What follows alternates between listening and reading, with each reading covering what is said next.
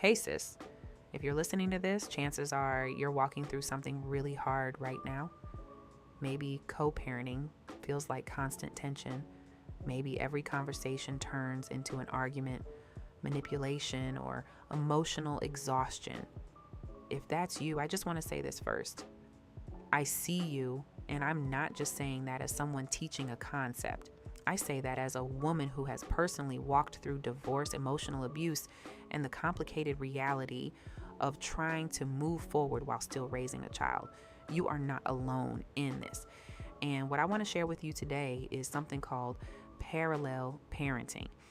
It's a way to protect your peace and protect your children, even when the other parent isn't willing or able to operate in a healthy way. So let's start with the big question. What exactly is parallel parenting? Imagine two roads running side by side. They're moving in the same direction, but they never actually intersect. That's the idea behind parallel parenting. In high conflict situations, especially when there may be narcissistic tendencies, manipulation, or ongoing emotional tension, traditional co-parenting can actually create more problems than it solves. Parallel parenting creates clear lanes. It means fewer direct interactions, stronger boundaries, and allowing each parent to manage their own home and relationship with the children independently. And I want to be really clear here.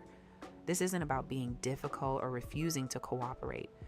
It's about being wise and protective when cooperation simply isn't realistic. Most women enter co-parenting with good intentions. We think we'll put our differences aside and do what's best for the kids.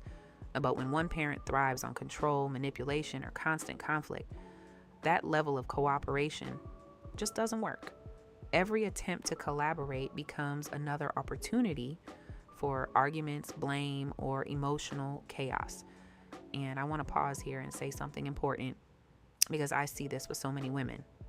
If traditional co-parenting hasn't worked in your situation, that is not a personal failure. It simply means you're dealing with a dynamic where mutual cooperation isn't possible. And sometimes the healthiest thing you can do is stop trying to force a system that was never designed for high conflict relationships. At the heart of all of this are our children. And one thing I learned during my own journey is that children are incredibly sensitive to tension. Even when we try to hide it, they feel it. Research consistently shows that it's not divorce itself that impacts children the most. It's ongoing parental conflict. Parallel parenting helps reduce that conflict. It creates a buffer that allows your children to experience stability and emotional safety. And when you begin protecting your peace, you're actually protecting theirs as well.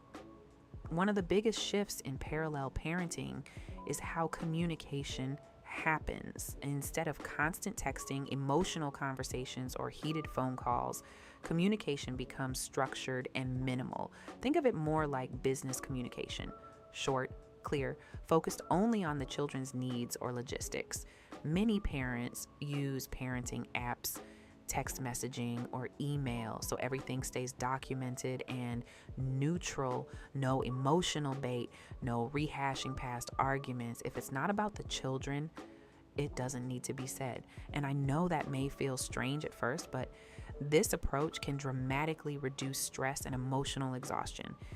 Another key part of parallel parenting is having a detailed parenting plan. Think of it like your roadmap. The more specific things are, pickup times, holidays, medical decisions, school activities, the less room there is for misunderstanding or conflict. Clarity removes a lot of the emotional tension. Instead of negotiating everything over and over again, everyone simply follows the plan. And that consistency actually creates stability for your children. Now let's talk about exchanges. Child exchanges can often be moments where conflict happens. So parallel parenting aims to make those exchanges as neutral and uneventful as possible. Sometimes that means using school or daycare as the transition point. Other times it might mean meeting in public locations or involving a trusted third party. The goal is simple: reduce tension so children don't feel caught between two adults who are struggling. Now, for those of us who come from a faith background, boundaries can sometimes feel uncomfortable. We're taught to forgive, to show grace, to keep the peace. But something I learned through my own healing journey is that boundaries are not unchristian. In Proverbs, the Bible tells us to guard our hearts because everything we do flows from it. Even Jesus stepped away from people and situations that were harmful and manipulative. Boundaries aren't about punishment or bitterness. They're about stewardship of your emotional health, your peace, and the environment your children are growing up in. Now, this next part is really important. Forgiveness and trust are not the same thing. Forgiveness is something we do for our own healing. It releases the bitterness that can weigh down our hearts. But trust is something that must be rebuilt through consistent, changed behavior over time. You can forgive someone while still maintaining boundaries. You can forgive someone while recognizing that trust has not been restored. Protecting yourself and protecting your children does not make you unforgiving. It makes you wise. Let me share a few practical tips that can really help when practicing parallel parenting. First, never use your children as messengers between parents. Second, focus on what you can control: your responses, your home environment, and the peace you create for your children.